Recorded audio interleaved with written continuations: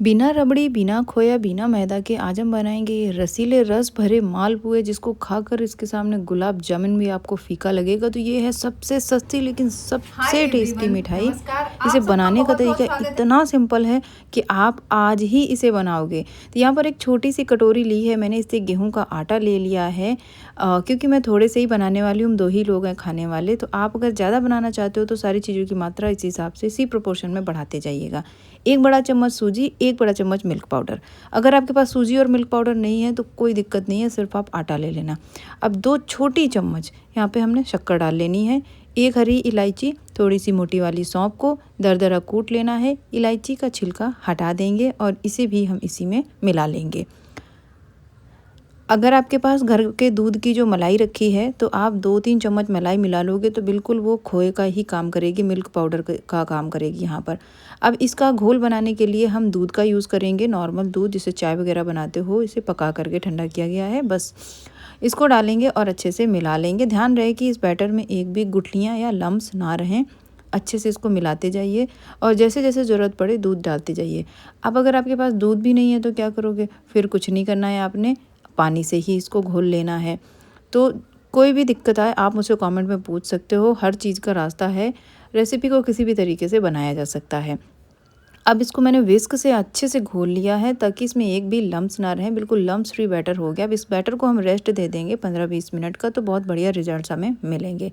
अब मेरे पास ये राजभोग की चाशनी रखी हुई है, तो बस ऐसी ही चाशनी हमें चाहिए इसके लिए। अगर आपके पास इस तरीके की रेडीमेड चाशनी है तो आप उसे यूज़ कर सकते हो, नहीं तो जितनी शक्कर उतना पानी और उसे बस 5 मिनट के लिए पका लेना है। इसमें कोई तार नहीं चाहिए होता। अब यहाँ पर ये जो चाशनी है केसर फ्लेवर की है, आप केसर, इलायची जो भी मन करे वो आप चाशनी बनाते समय उसमें डाल लेना, या कुछ नहीं है तो सिंपल चीनी और पानी को अच्छे से आपको बॉईल कर लेना है और फिर हल्का ठंडा होने के लिए छोड़ देना है।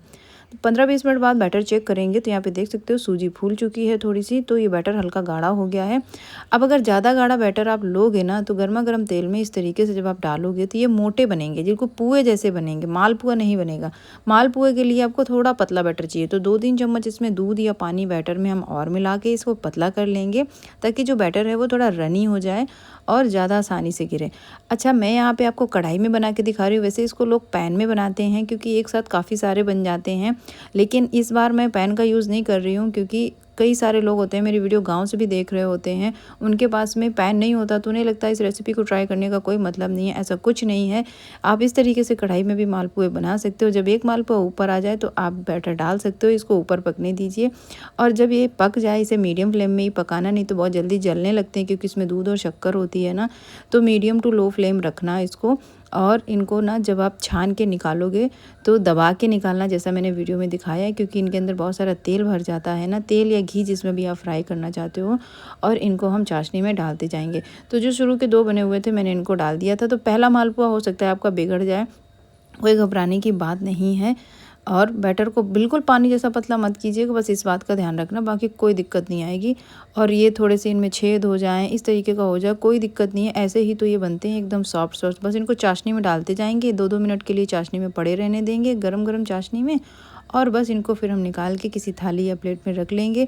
अब ऊपर से इसमें थोड़ा सा हम चाशनी और डाल देंगे और इसके बाद में यहाँ पे कटे हुए पिस्ता या फिर जो भी ड्राई फ्रूट है आपके पास, उसके बाद में इसको उसके साथ इसको गार्निश करेंगे।